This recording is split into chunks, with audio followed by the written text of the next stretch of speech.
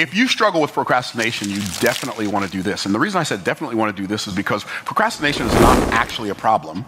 It's not actually your real struggle. It's just the symptom of a problem and the symptom of a struggle. What's the real struggle? The real struggle is anxiety. The reason we put things off is because we think they're not going to work. Anxiety is wasting present energy on a future outcome that's undesirable to me. And so when I'm expecting something not to work, I do not have the ability to put all of my effort in it. I may not have the ability to put any of my effort in it. And so if I want to overcome procrastination, the thing I must do, I must play when I'm seeing it not work out. How do I do that? Ask better questions. Instead of saying, what if this doesn't work out? Ask this question. How awesome is this going to be when it works? Congratulations, procrastination solved. And welcome to Counsel of the Day with Shanrae. I am Shanrae, and I know we were about 30 minutes off tonight. I just got in the house, been running, but we're here. So I want to start out with my website disclaimer. As a matter of fact, I need to take a breath. So I am actually going to do my recording with this as I show my website disclaimer. If you all don't mind, let me open this up just a little bit. Okay. Here we go. Oh, boy.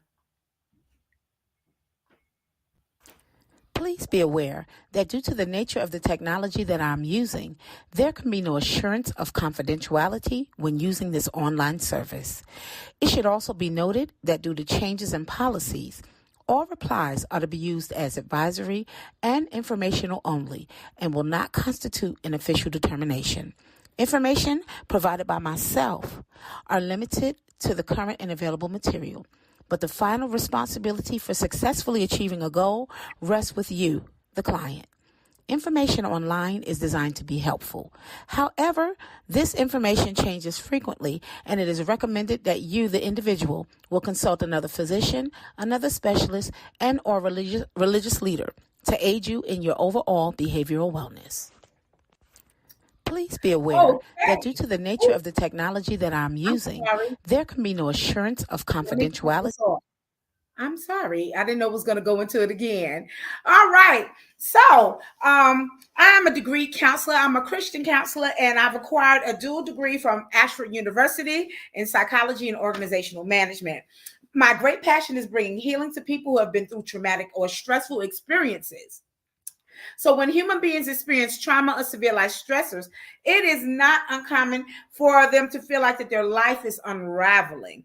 But I help clients who include children, adults, and family members to find healthy perceptions of themselves and to strengthen their relationships so that they can know themselves as peaceful, complete, whole, and safe. All right, so let's move this on. Tonight, we are on week 3, part 2 of activating your 2024. And this week we're talking about in like your career, if you want to try go do learn something new education wise. This is what we're talking about this week, and how we're going to just motivate ourselves to step out and do what we've been wanting and planning to do. Let's do my scripture for the year actually will be Ephesians 4:23 and the NIV version, and it says to be made new in the attitude of your mind. All right, so this 30 minutes is going to go and come quickly. So let's move on to our key points for tonight.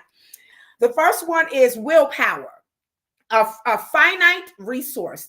That's number 1. Number 2 is what affects our willpower. Number 3 is how to increase our willpower. Number 4 is hacking our brains, the RAS. And it talks about the individual's guide to retraining your RAS, or your reticular activating system, which is where back here, a bundle of nerves that's your motivation. That's where motivation and different things are. All right, so let's move this on. We're going to be first talking about number 1, willpower, a finite resource. And this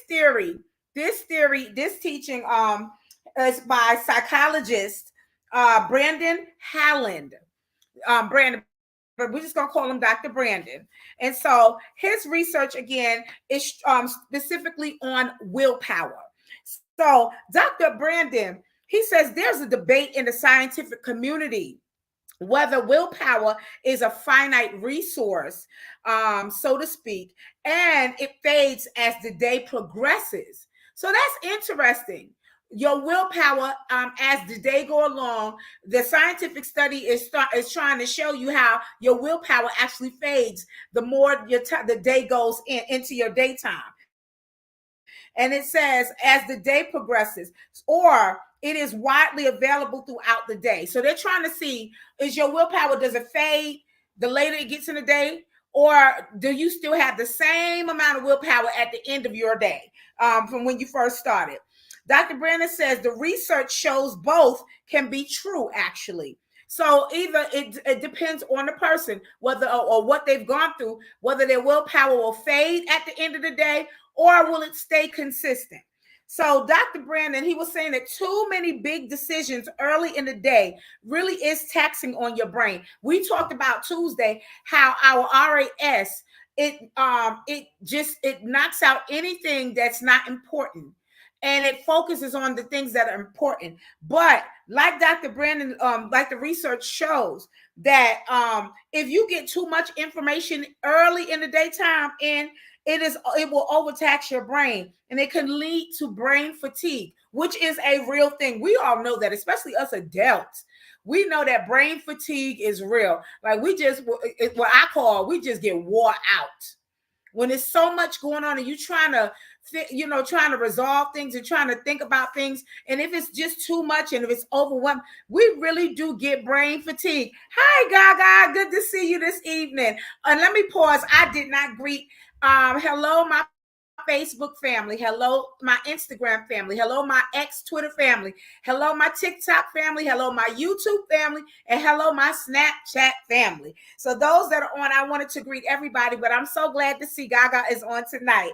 All right, so let's move this back on. So Dr. Brandon was saying that overthinking can really lead to brain fatigue. So research shows the way to combat brain fatigue is to spread out hard tasks and decisions throughout the daytime. Like, don't try to tackle everything all at one time at one point in the day. Okay, this helps preserve willpower, and it gives the brain time to recover for higher demand situations that may occur later on in the day. So another way to combat just tackling everything at one time is to make everyday decisions. Like, first of all, if you prepare ahead of time, he said, example, like what you're going to wear. Don't wait till the exact day of to figure out what you're going to wear. Plan ahead. He said as mundane as possible, so you don't have to spend too much brain energy on trying to figure out, okay, what am I going to wear today? How am I going to accessorize with it? All of that. Have all of that stuff out of the way. And that'll help kind of spread out some of that, all of that extra tension that will cause brain fatigue. Dr. Brandon says, but on the other hand, research also shows that if you believe willpower is not a limited resource, and you believe that you can get hard things accomplished and exercise self-control throughout the day, then you absolutely can. All right. So I think, again, it just depends on, or I believe it just depends on a person and how they are, how they're made up. Some people, they work better. It sounds really awkward, but some people really do. It looks like they've convinced themselves that they work better under pressure. I don't like to work under pressure. I really don't, because I know that pressure is not good for you. It's not good for your heart. It's not good for your body, that tension and stuff. But I've heard some people actually say to me, and I know that's just the way that they train themselves, that they work better under pressure. And I'm like, ooh, that's not good. But to each their own.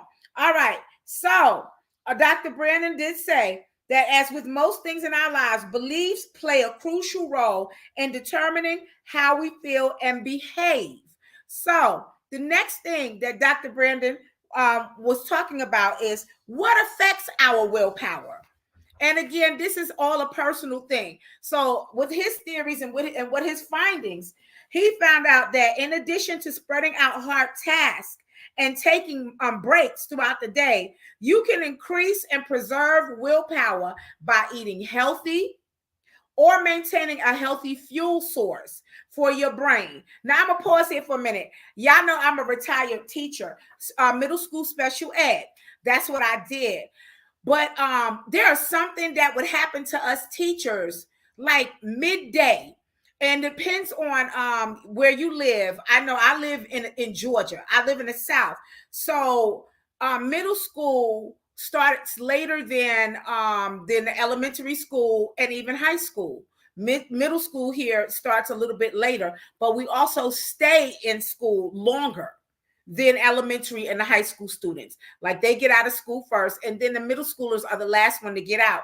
But at a certain part of the day, it's like us teachers, we all would just Gaga said pressure will give you high blood pressure. Yes, it will. Oh my goodness, before you even know it, when if you're up under pressure and you go and you get your routine checkup, and then the doctor's talking about your pressure is high, and you're like, no, my pressure is not high, and they're saying yes, it is. And then the first thing they ask is, have you been up under pressure lately? And then you want to sit there, you got to think about it. You don't want to say, yeah, I have, but it's true. So I don't agree with working under pressure. I believe, like Dr. Brandon's theory here and his findings, you can work a lot easier and a lot better when things are well planned out. So, like I was saying, I realized that us teachers, at a certain point in the daytime, we would be fatigued. We would have, our energy would be low, and we would all have to try to refuel, like Dr. Brandon said, eating healthy and maintaining a healthy fuel source for our brain. So a lot of us would keep like cashews, nuts, and almonds. We would keep those type of things close to us, so we can grab a handful and eat and replenish, so we can get a little more energy. Nothing too heavy, because when you're teaching, you barely can take a lunch when you're a teacher. But you have to like fuel as you go. But I promise you, we all would sit down and have our meetings at times and say, at this time, do you get wore out? And they would say yes. And so we all would encourage each other to make sure that we have almonds or trail mix or some cashews. Or I started snacking on, I know that Walmart sells it, in like the Whole Foods sell, it's like a freeze dried or a dried, it's a freeze dried or something. I used to do the okra.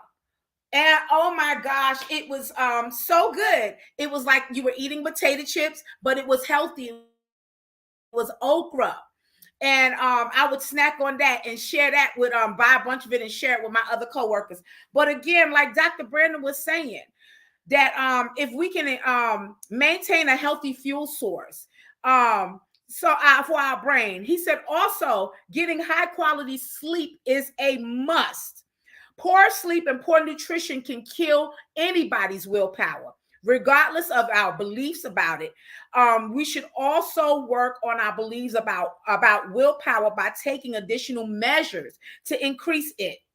So, with anything else, with good health, mental health, physical health, emotional, we have to continue to fuel ourselves with great nutritional food. And then, of course, we have to, and of course, water. Hydrate. I always say I keep water close to me. Hydrate.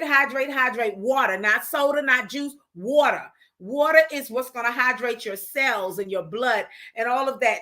And it'll keep your mind stimulated and all of that. Also, proper sleep. If you only get 2 hours of sleep at night, you only get 3 hours of sleep at night, and then you're running for the next 22 hours or the next 20 hours on 2 hours, 3 hours, 4 hours of sleep, you will never be able to function properly. You have got to, and I know it depends on a person, but the average person has to sleep at least 6 to 8 hours.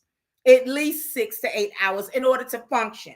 And then, like I said, not last week, the week before last, my cousin used to tell me, when she said, cousin, when you turn 50, she told me, you're going to have to start taking naps. And I used to laugh at her because she's She's 2 years older than me. So she would say, you're going to have to start taking your naps, because she said, I take my naps. That's the only way I can stay vibrant throughout the day. And 50 came, and I was like, when 52 hit, oh my gosh, I had to start taking naps. And I remember telling her, I said, cousin, I took your advice. I had to lay down for about 30 minutes. It took me a power nap. I said, when I woke up, I felt like I can build a house. And she laughed. But you know what? Sometimes some people need to take a nap in order to refuel for your brain and everything. So Dr. Brandon said, but what controls, he's asking a question now, what controls willpower? He said there's a specific part of the brain that controls willpower. And that part of the brain is in the prefrontal cortex, and it's called the anterior mid-cingulate cortex, or the ACC. Again, this part of the brain controls willpower right up here. All right, so Dr. Brandon says that one really cool study showed that when this portion of the brain was stimulated, patients reported sensations of perseverance and a sense of needing to push through something harder. Okay. He said they described feelings as though they could persist in the face of adversity, and feelings as though they were about to go do something, or they needed to go do something. And these feelings and sensations are essentially what drives willpower. That feeling that I need to go do something. I need to do something. All right. And again, it stems from the ACC up here in the prefrontal cortex of your brain. So Dr. Brandon, he said this part of the brain is highly susceptible to neuroplasticity, according to neuroscientist Dr. Andrew Huberman. And again, we're talking about motivation. We're talking about being motivated to do what we've been striving or we've been wanting to do, to add to our lives and add happiness and pleasure to our lives. Okay, so Dr. Brandon was saying that Dr. Andrew Huberman, who is a neuroscientist, which is he said gives great news and means that we can change, we can improve our willpower, and we can increase our willpower. So specifically, when we perform hard physical tasks that are uncomfortable, like a cold plunge or a vigorous workout, I don't know who's gonna plunge in no cold ice water. That's not something I would do. Okay, but working out, most of the time we don't want to do it. But once we get halfway in, we're sitting there, that willpower start out like, okay, I can finish this. I can finish this workout.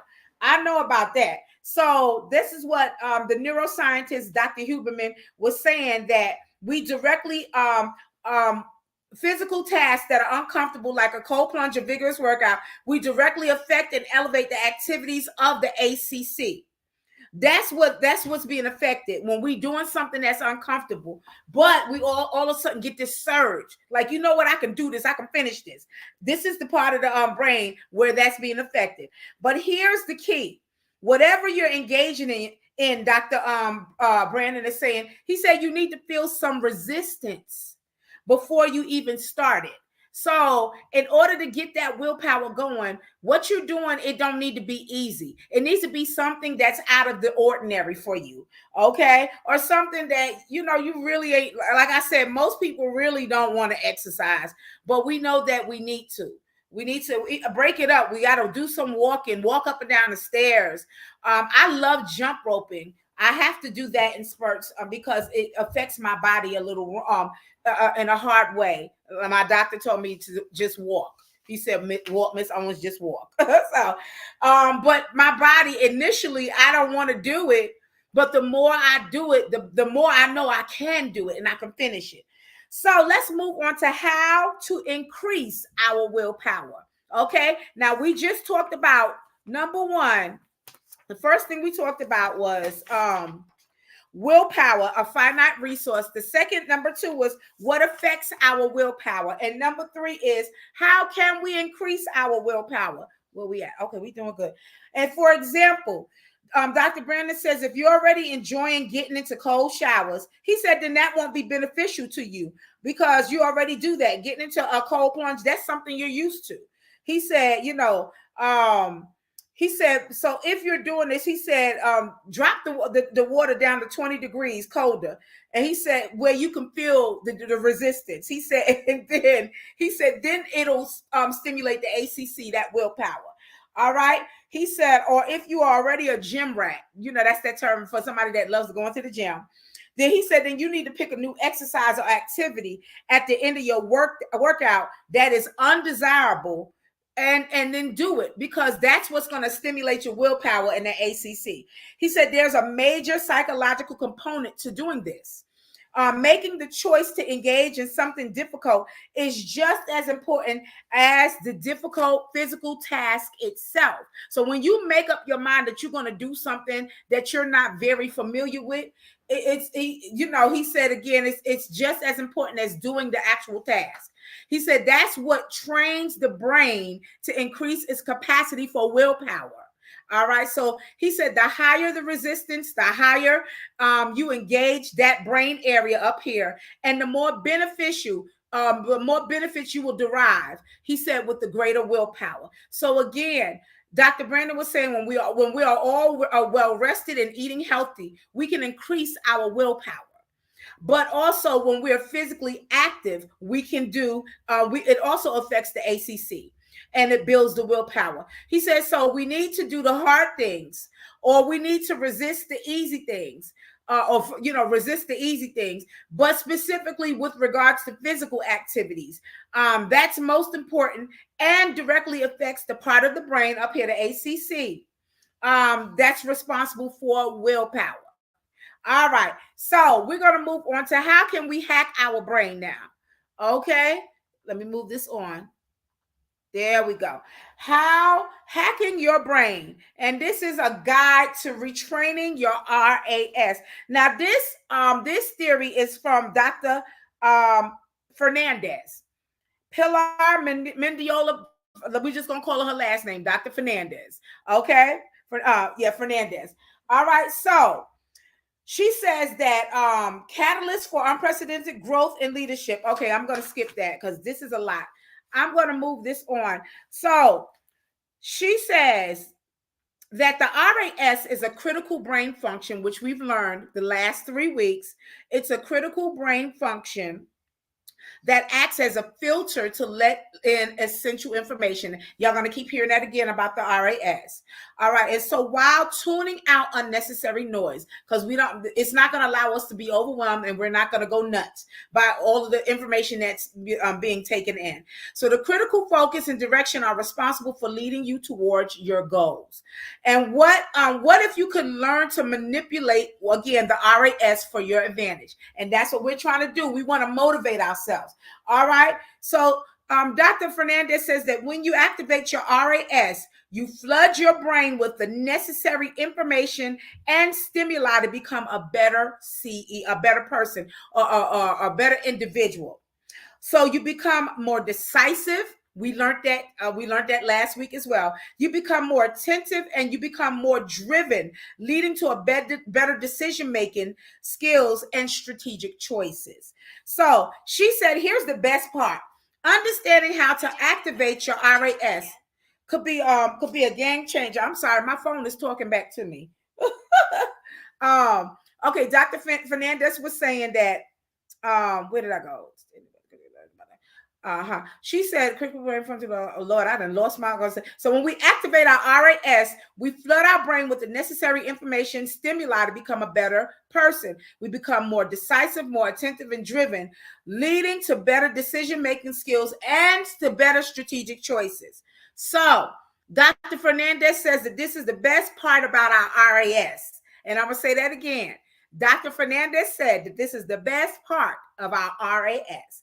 She said is understanding how to activate the RAS could be a game changer in our leadership skills, again, and in turn, dramatically improving our outcomes. So, number one, she said we have to be intentional.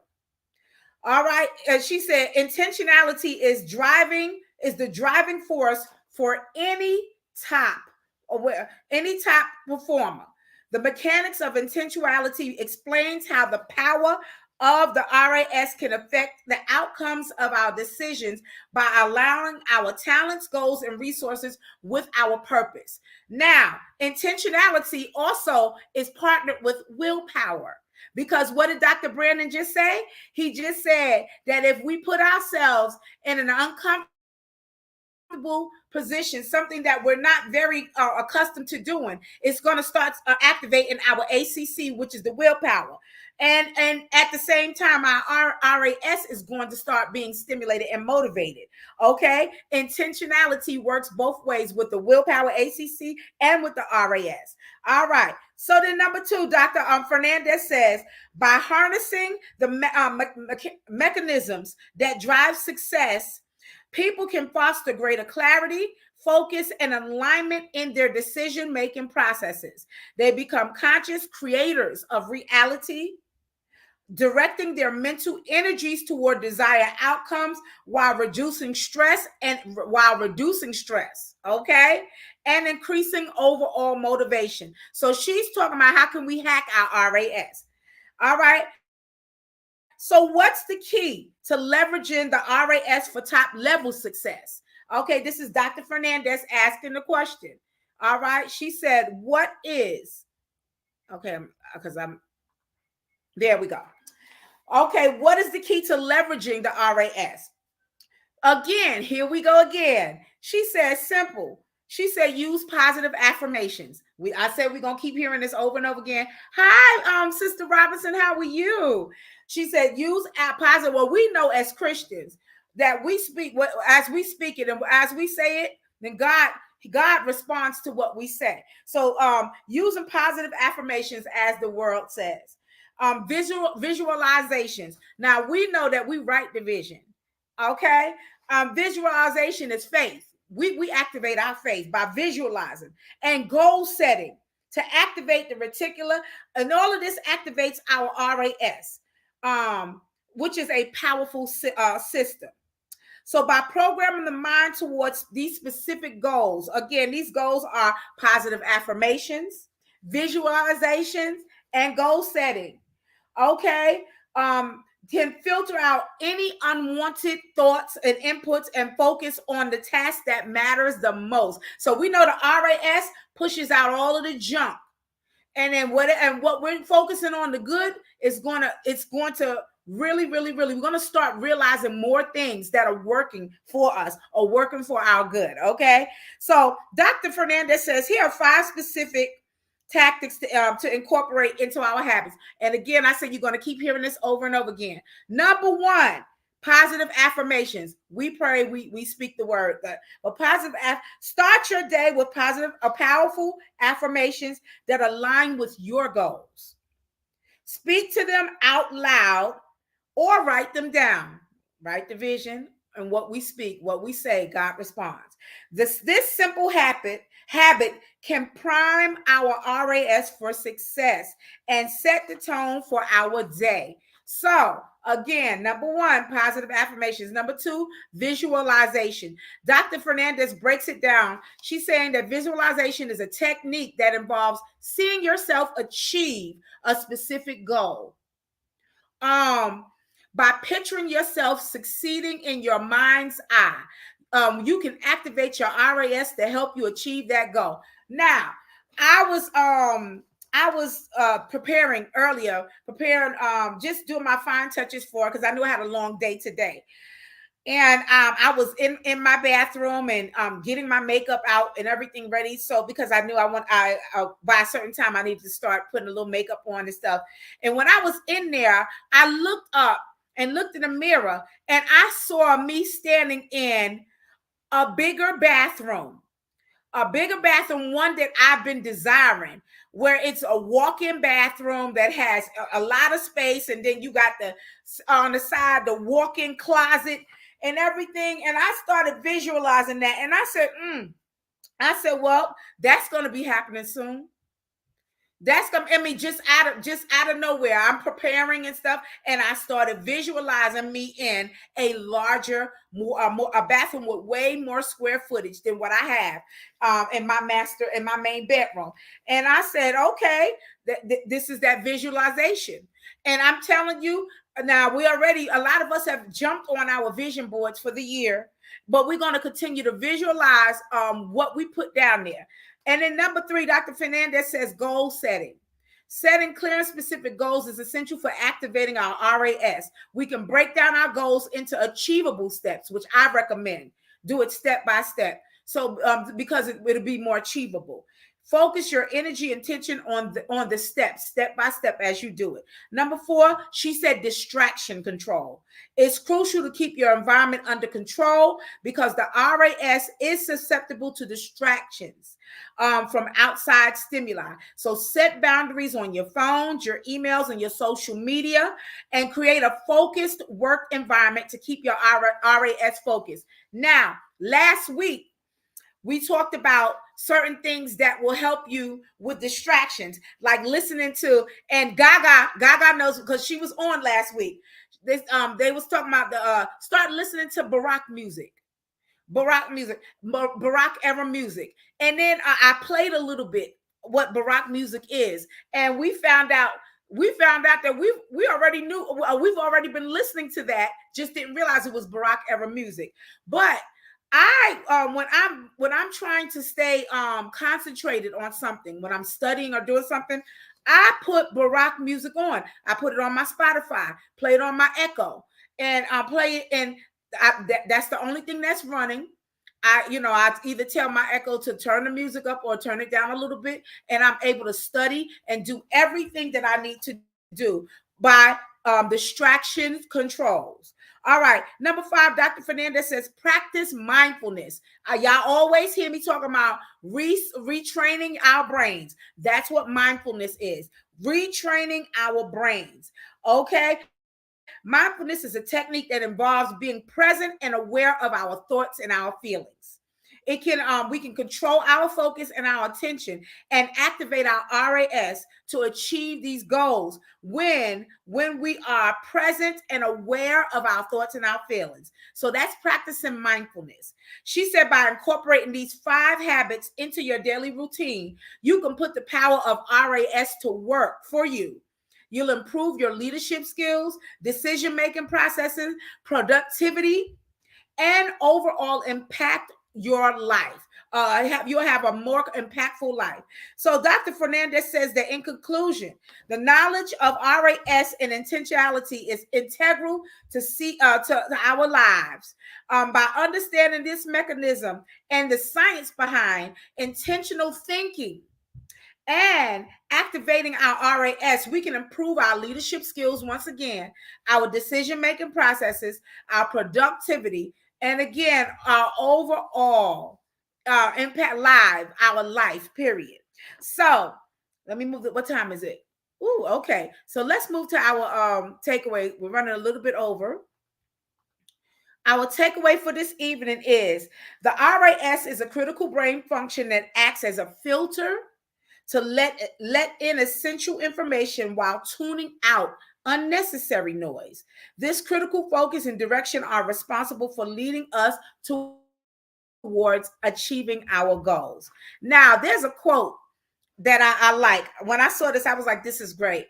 The quote for tonight is, vision is a destination, a fixed point to which we focus all effort. Strategy is a route, an adaptable path to get us where we want to go. And this is by Simon Sinek. I'm going to say this again. Vision is a destination, a fixed point to which we focus all of our effort. Okay, our vision. Strategy is a route.